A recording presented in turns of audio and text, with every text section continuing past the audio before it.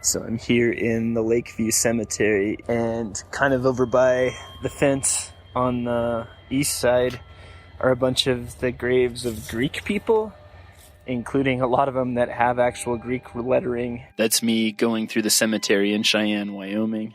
There's also a Japanese section somewhere here, and they have beautiful headstones with the Japanese characters on them. When you think of Wyoming, you don't think of a lot of ethnic or racial diversity. I go from the Greek section across the little road to a small white headstone. It says Lola West, January 3rd, 1892, August 24th, 1975. Unlike the Greek folks or the Japanese folks, you can't tell anything about Lola West's heritage just from her name. There are no really unique characters or anything on her tombstone. But the fact that she was black and living in Cheyenne, Wyoming in the 1940s would play a big part in this story. This story that we're going to be talking about really kind of zeroed in on her because she was a little bit more vulnerable. That's Andy Jasperson, and today on That Doesn't Happen Every Day, the podcast in which we interview everyday people about things that don't normally happen every day, Andy is going to tell us a story of extortion, corruption, and one woman who found herself in a dangerous position in Wyoming's capital city. So Lola West owned a restaurant called the Black and Tan Cafe on the west edge of Cheyenne. And so black and tan reflected the color of their skin and who was welcome to come in and eat there. Sammy Davis Jr., when he was stationed here in Cheyenne during the 40s, there's a pretty good chance that he had lunch at the Black and Tan at some point while he was here too. I take to the road and head only a few blocks from my old house to a building I'd passed by a million times, but had no idea about its history. We're now going into what they call the West Edge neighborhood. I'm pulling up to what used to be the Black and Tan. It's one of those buildings that it doesn't look small, but when you get really close to it, it looks a lot bigger than you'd think. It has 2 stories and a lot of windows, and it even has a full basement. Lola West had this restaurant in the bottom, and then upstairs she had 14 rooms that she rented out to wives of military personnel. Most likely they were African Americans as well. I guess this is the sidewalk where the police came and tried to tell Lola West how to run her business and what they were going to take from her. So on March 11th of 1944, the former chief of police and a current captain, they come in and they're like, look, you need to pay us $100 basically for protection. And they wanted to strong-arm her into changing what she was offering at her establishment to include drinking, gambling, and hustling, which is what they called prostitution at the time. And basically they told her that if her current boarders wouldn't comply, she should find new ones that would. So basically they're like, you're going to find prostitutes, you're going to have gambling, and we're going to allow unlicensed drinking at this place. You're going to pay us $100 so that you don't get in trouble for doing this. But she couldn't afford $100 on a reoccurring basis to make this happen, nor did she want to make her boarders have to do this. And given that they were black women, they didn't have a lot of places to go. And so she was just like, this is ridiculous, but like, what am I even going to do? So what did Lola do? Well, luckily, she was contacted by the IRS. While most people dread any type of interaction with the IRS, she was thankful to find out that they already apparently had some awareness of what was going on in Cheyenne. In fact, she wasn't the only one these police were trying to extort. And so they started working with the local people who were being forced to pay this $100. One of the other people the police were trying to extort was W.C. Pop Grimes, who owned the local Porters and Waiters Club. I can't find more info on where that club was, but apparently there were many different Porters and Waiters Clubs from Denver to Ogden, and probably other places as well. Porters worked on railroad cars, doing everything from moving luggage to shining shoes, and after the Civil War, for a long time, the majority of them were African American. According to 2 blogs I found, many waiters before the 1920s were also predominantly African American as well. The porters and the waiters at various restaurants, that's where they would go and hang out after work.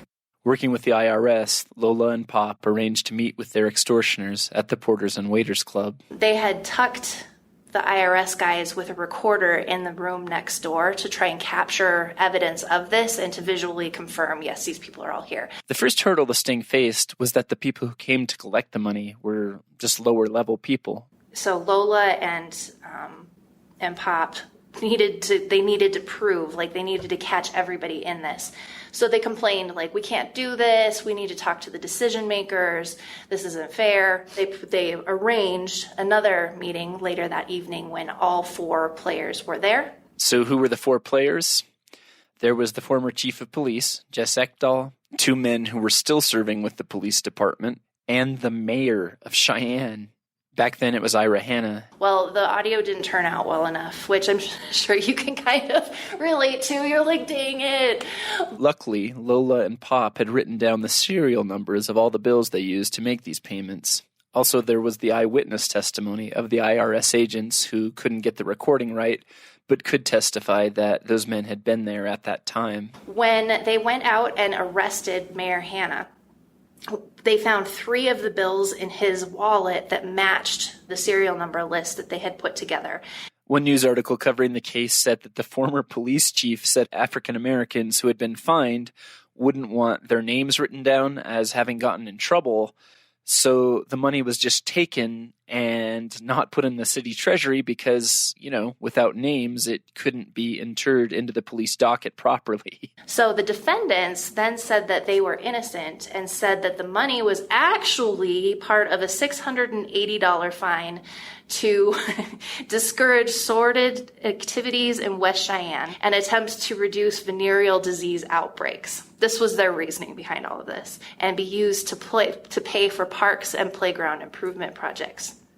So they're like, no, we're not keeping this money. We're going to build parks and make the world better. In May of 1944, all 4 men were convicted. Mayor Hanna and former police chief Ekdahl were sentenced to no less than 7 years, and the 2 police officers were sentenced to 2 and 1 year sentences. In fact, only about 15 days after their sentencing, all 4 men were granted trustee status by the warden of the state pen in Rawlins, Wyoming. The warden said that when he considered a prisoner trustworthy, that makes him a trustee. After they got to the penitentiary in Rawlins, they were transferred up to the state farm in Riverton. Here's another news article that came out not long after the men had arrived at the farm and only about a month after they had been sentenced. Cheyenne, Wyoming, June 23rd. 4 former Cheyenne city officials serving sentences for convictions of bribery have been returned to the state prison at Rawlins from the prison farm at Riverton. Warden Roach said there is absolutely no foundation for the report that the 4 men had a fist fight with other prisoners at the Riverton farm, and added that the conduct of the Cheyenne men has been very good, and all of them eager to abide by rules and regulations. I don't know a lot about prisons now or in the 1940s, but my guess is at no time have former police officers been very welcomed by inmates when they arrive in prison after being convicted for something. This is pure conjecture on my part, but maybe the 4 men didn't request to leave the farm because the work was too hard or something like that. I wonder if they maybe just felt safer down at the maximum security prison in Rawlins because there's more supervision and people don't have as much access to tools and farming equipment that could hurt somebody. Again, that's pure speculation on my part, though. And then they were released on parole less than 3 years later, even though their 7 to 10 year sentences had been given to them. The last records I could find for any of the 4 men was the mayor, who went back to Texas and died of natural causes in 1974. I have a lot of respect for her for standing up to that because she was not in a position that was considered safe. She really kind of risked her business and herself in a lot of ways to get this done and to make sure that this didn't happen to anybody else. She and Pop were like, this is ridiculous. Let's get these guys put away, which they did, even though it wasn't very long.